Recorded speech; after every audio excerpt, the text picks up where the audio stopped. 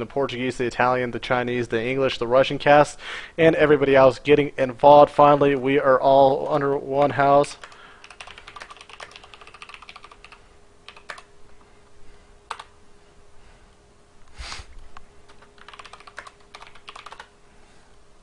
So, starting over here, guys, at the top right, over here for ISG Gaming, it is Kapach. Our Protoss player we just watched unfortunately lost 1-2 to Killer. His opponent down at the bottom left side, down for himself, actually, it is going to be Reason, and hopefully he gives him a reason to reckon with, as we always say. Let me double check, make sure all my chats and everything else working, and yeah, get like all the casters are doing shout outs. I love doing that, that's kind of fun. Get everybody involved with it. Some of the songs that were going on were Krewella, Krewella. Krewella, I can't remember exactly which song was going. I think it was Killing It and something else. I can't remember what the song was before. Alright guys, here we freaking go. It is time. It is freaking time. Hello from Italy. So it's funny, all the casters are just shouting out everything. It's great. Alright.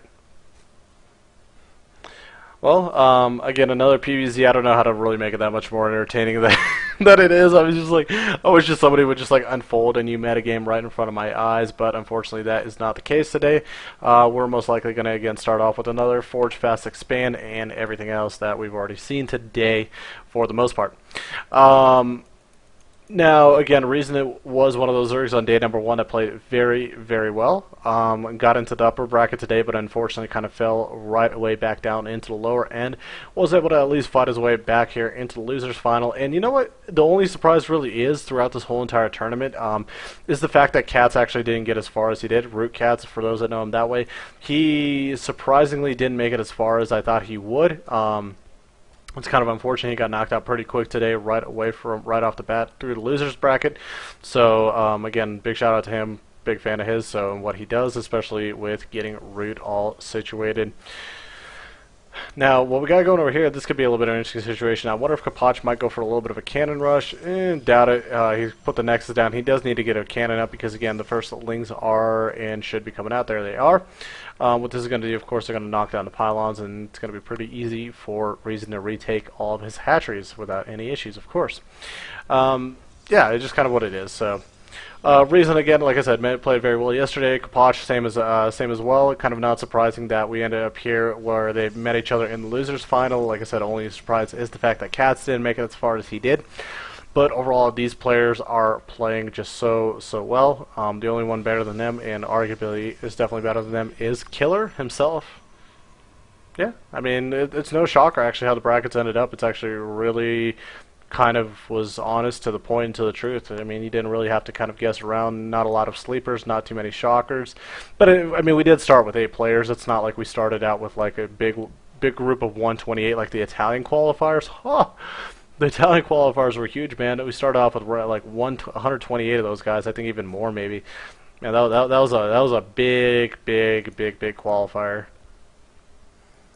So, good job, Reason, double checking for all the proxy pylons, getting a little bit of a night scout. Personally, myself, I'm just trying to like mentally recover. I'm still a little bit tired, still haven't had breakfast, didn't have I mean, I had a pretty good sleep, I have to admit, and I didn't sleep too bad, but just the fact is, I'm just like, I'm like still a little tired and haven't had breakfast, so like the longer the day goes, the more groggy I'm going to get without food.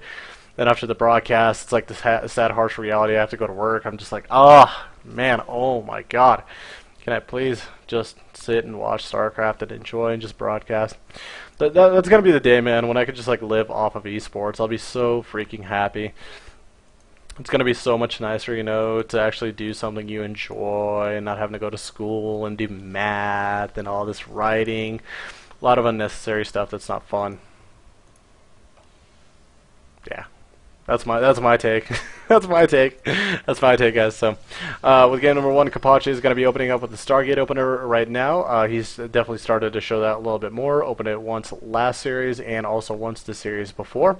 Was a little bit more effective with them the last time we saw them, but again, eventually, you know, with Killer having such superior macro, he was not able to really do too much for him, even though he did do at least a little bit of damage.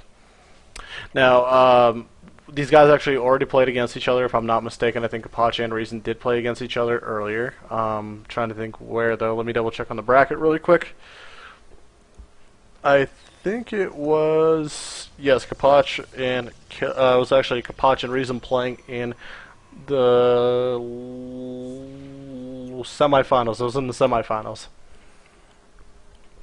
So they played each other in the semifinals, and that's kind of where I got it from, where he used the Phoenixes.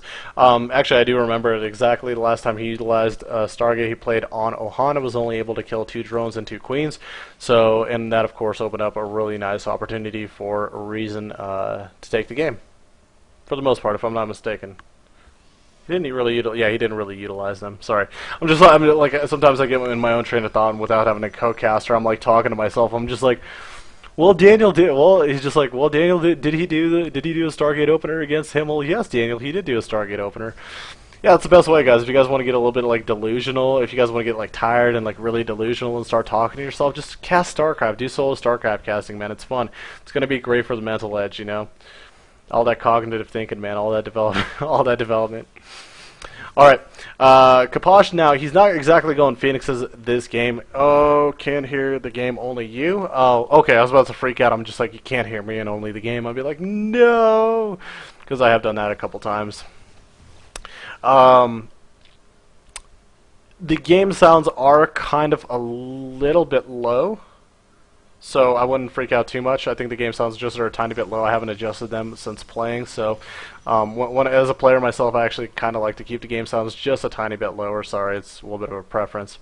Now we got an interesting build order right here because we got Void Ray, we got Void Ray, we got 2 base Stargate Gateway Aggression coming up. Lots of lings right here, so he's going to need some good force fields and a warp in as well. Yeek, man, that is kind of a little bit of a rough patch to find yourself in, and lots of units getting already swiped and picked off. The biggest part of it is actually the sentries. They're going to be the most crucial part because they're going to prevent the surface area, they're going to prevent the attack, and finally eventually able to push all those lings off. At least the forward pylon does live. Now, the Void Ray tried to attempted to get on in there, but was sort of fairly unsuccessful. Now on the backside over here, we do have a few more Void Rays popping up as well, and at this point he will need to make sure he controls very well. There's quite a few queens, there's spore crawlers as well. So he's going to have not only good production, but he's going to have near to top-notch micro to be able to control the Void Rays, not lose those, be able to pick off queens and the anti-air, and then still be able to deal on the low ground between all the between all the lings and roaches as well. Yeah. So that's kind of where we're at this point in the game. Another forward pylon getting placed at the moment. Kapacha is supply blocked. He's got to be very careful how he controls everything. One stalker will be basically sacrificed very, very fast. Here come all the units for the Zerg player. Good cutoff right there on a lot of those units. The lings are going to get taken out very, very fast. And basically at this point all is left is a few lings and most of those roaches. The push will continue on. Again, the Void Rays are continually getting produced over and over and over as we see in the production tab, and 1 armor is finishing up as well. So this is actually turning out to be a pretty damn nice timing attack. Now, if you can take out the Spore Crawler, that will actually help out a lot. And as we see, he needs to make sure he takes that out before he actually starts going forward with the Void Rays as well. And as queens are coming up here to defend, but again, there's just so many units for the Protoss player. On the backside, roaches are trying to surround over here, and you know this actually could be the thing that could be successful.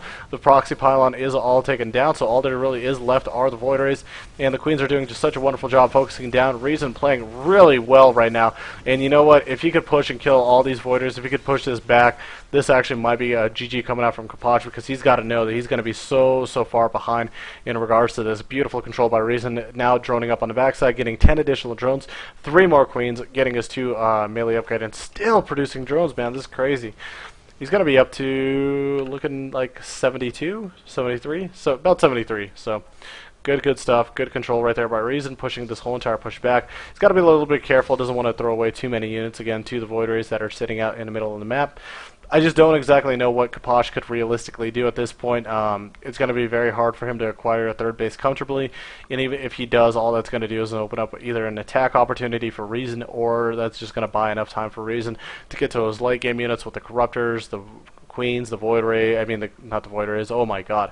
The Corruptors, the Broodlords, the Infestors. Yeah, I know that day where, you know, I start considering the 2v2 as like a normal matchup. that ultimate composition of Brood Lord Void Ray, right, guys? Bringing out the 4v4s. Bringing out the good old stagnant 4v4s. So, Void Rays are still kind of lurking around the map, doing the best that they can to have map control vision and kill off what they can. It's going to be a little bit, again, tough for them because they are not exactly the fastest moving units ever in the world, but it is what it is. Void Rays are pretty cool. In masses, they're actually really effective. So, with upgrades and in masses, they're very effective. They're very actually helpful in the late game. The cool thing about having the Stargate up actually this early in the game and kind of transitioning away from Stargate play is you always have that opportunity to get a very early fleet beacon, and from getting an early fleet beacon, you could get that much sooner of a mothership as well. So, kind of things to consider. And the Queen's going full Carbot, just screaming at them. Just going completely, absolutely mad at them and just start firing needles at them. Yeah, I don't know, guys. I mean, at this point, like I said, this is going to be a very tough transition over for Kapach right now. He wanted to do more damage with that, if not at least take out a hatchery, or basically take out almost all the units that, you know, Reason had, get about as close to an Eva trade as he could have. In this case, it is definitely a little bit different because he was not able to, and now Kapach, Reason is sitting on 4 hatcheries very comfortably, and this is kind of funny just watching these queens just slowly creep away, just walk across the map. No creep to utilize, and you know, it's actually almost something I would suggest at this point. With having this much energy, bring an Overlord over. Again, Lair, of course, is finished up, so and Hive is already underway. Bring a couple of Overlords over, throw some creep down, and then throw some creep tumors. You got a lot of energy, not only just to transfuse, but you could also, of course, just kind of throw a lot of creep tumors and allow to get your creep already across the map just that fast. Now, over here on the other side, over in Natural, we're already having a nice little big attack going on. All the Infestors have used up their energy for Infested Terrans, but of course we all know how effective Infested Terrans are since the recent patch. Not really. And I mean, as we see, they get taken down very, very quick without all the additional upgrades that they could have had. So, a little bit of a supply dump, I guess, if you want to call it, by our Zerg player. I guess he does have quite a bit of minerals and gas that he could utilize. I really thought that he would have at least maybe tried to attempt to put a pressure on the third base over here and utilize all these queens to help out, to transfuse, and to take out the Void Rays. But overall, not too bad. Good attack. Forced some more units out of Kapach. Didn't let him focus exactly on his tech path and his micro. Took out a couple of gates as well, and I mean, of course, the main part, Reason did save his Infestors, which are going to be some of the most crucial components to that late game composition that our Zerg players holding on to. On the bottom here over to the right side, 5th hatch up for Reason, so continuing his macro run of the game. Let's take a look and see what's going on in the main, getting his 1 melee and 2 carapace. And of course the macro hatch and the natural, which helps out with production, so yeah.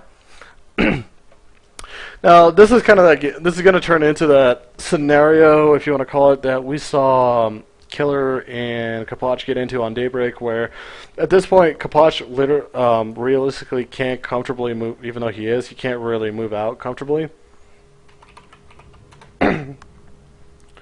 You can't comfortably move out, even though he is, because again, there's a lot of Infestors with a lot of energy. There's the Corruptors coming out as well, so Colossus are going to be ineffective. Void Rays are going to be sort of ineffective as well. So he's got to just kind of sit back, and you know, Reason knows that, so he's going to just continue pressing the macro game. Just going to spread creep across the map. He's got also a lot of queens. That's actually another big factor that a lot of people sometimes kind of seem to skip or forget about. It's very effective. Bring queens with your late game army, man. Bring all the queens, because if you're sitting in a very late game situation where you've got 5 to 6, 7 hatches, shit, you don't need the queens anymore. Your larva production is already good enough where you're going to be able to remax, produce the units you need or that you deem necessary. Unless you're remaxing on lings and you're going to use up all your larvae, you're going to have more than enough to pop out a few Corruptors and get some Broodlords out. But how it is right now, Broodlords are getting morphed on this side of the map. And I think, again, we're going to see just kind of something like a Killer Kapach game on Daybreak, where we're going to see continually add-ons of Corruptors and Broodlords, Corruptors and Broodlords, Corruptors and Broodlords, and then more Spine Walls to free up more supply for more Corruptors and Broodlords. And that's going to be kind of like the routine that we'll most likely see between both of the players. Now, what is the drone count right now? For Reason, he's still sitting at 71, so a very healthy count. I would not be surprised if he actually just dropped a few of those spine crawlers down over here also at the 5th base, if you want to call it. And I'm also kind of a little bit shocked that he hasn't actually decided to take the 6th base as well over here to just kind of get his gas economy very solid. Now, no mothership is out. Remember, guys, no mothership is out. That's actually huge because no cloak, no vortex involved. That is such a big advantage for the Protoss player. Corruptors are sort of leading the charge, making sure to take out the Void Rays and whatever that they possibly can. The 4th Nexus is going to get knocked down, doesn't even get canceled, and here comes Reason, just bringing the Heart of the Swarm right to the face of Kapach. It is just so tough to deal with, and here we go. Here come all the rest of the Brood Lords.